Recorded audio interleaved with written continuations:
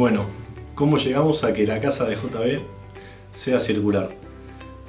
Parece un capricho o un pedido del cliente, pero no lo es. La casa es, para nosotros, súper lógica.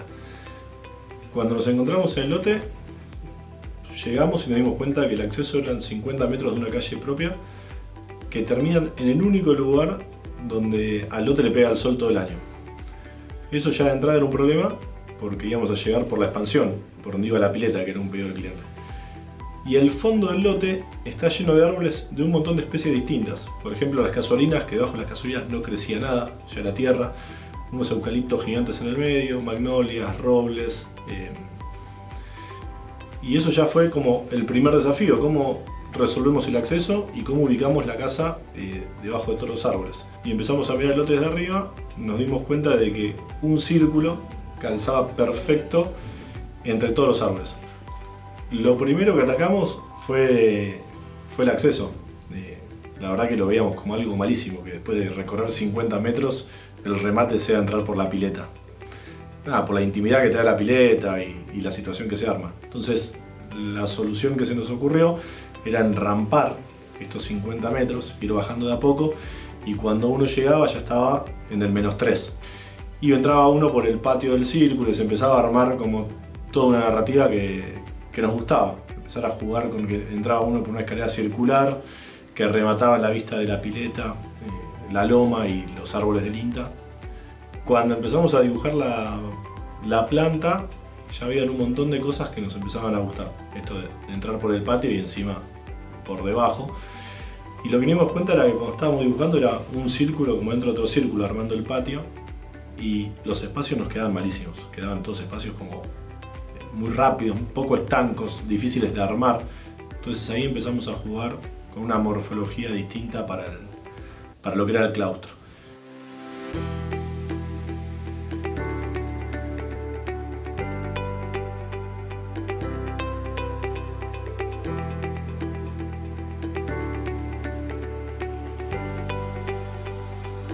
El círculo por dentro era toda la intimidad de la familia y la casa y sus espacios, y por fuera empezamos a armar todo el paquete del fin de semana, que es una casa que tiene mucha actividad social los fines de semana.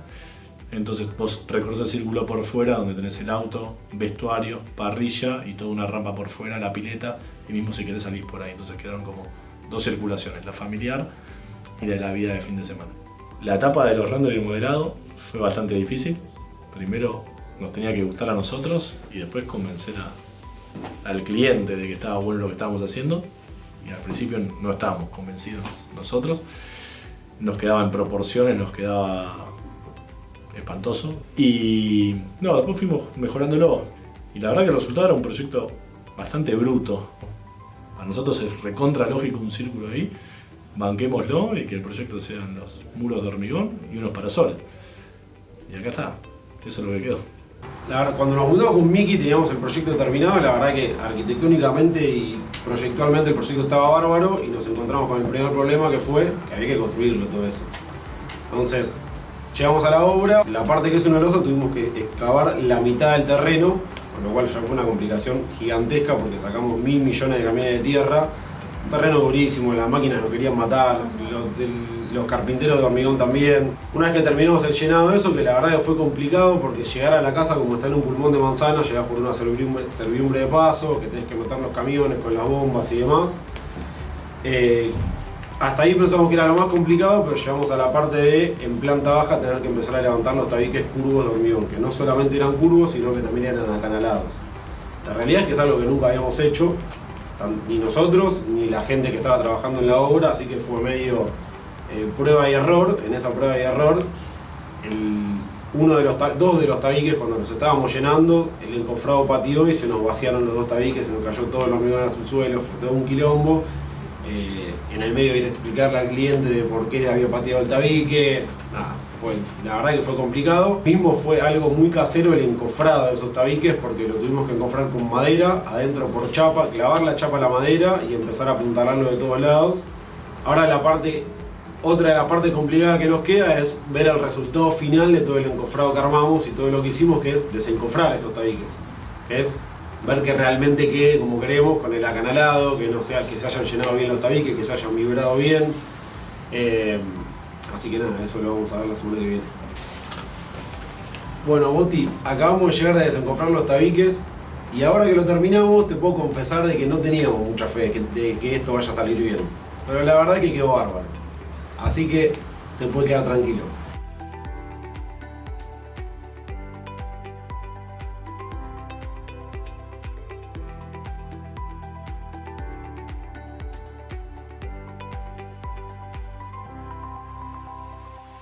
Una vez que desencoframos la losa, nos encontrábamos entre una losa llena de curvas, tabiques curvos, y bueno, nos tocaba empezar a generar todos los espacios de la casa. Y ahí es cuando las líneas rectas nos ayudaron un montón a generar los distintos ambientes que tenía la casa. Y la verdad que fue algo bastante entretenido porque es un proyecto que te invita y te llama la atención, pero a la hora de ejecutar distintas tareas de terminaciones es cuando empiezan los problemas.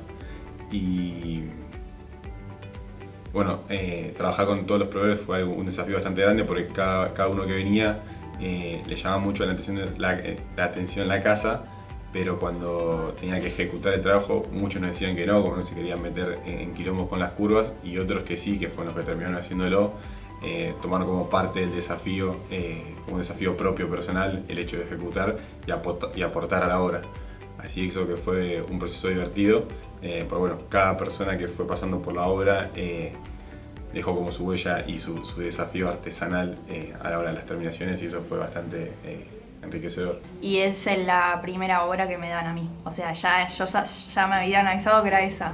Y en ese momento sí, era el muerto, era el muerto, porque era una casa tan complicada que llevaba muchísimo tiempo de hacer. Después a ver lo que era todo el movimiento de suelos para crear la rampa hacia abajo, hacia el subsuelo, y trabajar como esa S o esas curvas que hay cuando vos vas entrando.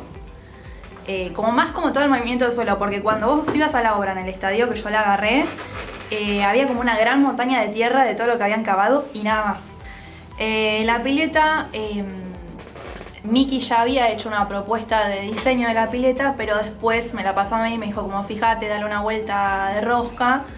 Y bueno, ahí yo fui jugando y quedó como la forma final. Ahora, ¿cómo hacíamos la forma en el terreno ese? Otro quilombo. Y a mí se me ocurrió una idea un poco delirante, pero los chicos dijeron sí, hacela porque no sabemos cómo la vamos a hacer. Justi me dijo yo te acompaño y vamos y lo hacemos, y me fui a un plotter a que me imprimieran, y fueron 85 planos de la pileta escala 1:1, o sea, imprimir la pileta en tamaño real, y capaz que eran rollos enormes que estaban todos numerados para que nosotros entendamos a dónde iba cada uno, que capaz que el rollo solo tenía una curva así, nada más. Y fuimos un día que estaba re nublado, que había un montón de viento y todo, y empezamos con Justi a poner rollo por rollo, se nos volaba todo, pegarlos con cinta. Y empezar después a clavar como estacas, siguiendo todo y pasándole como una soga para tomar toda la forma de la pileta. Estuvimos 3 horas, no sé, una cosa así. Fue todo el día dedicado a eso. Y acá ven el proyecto terminado, como quedó.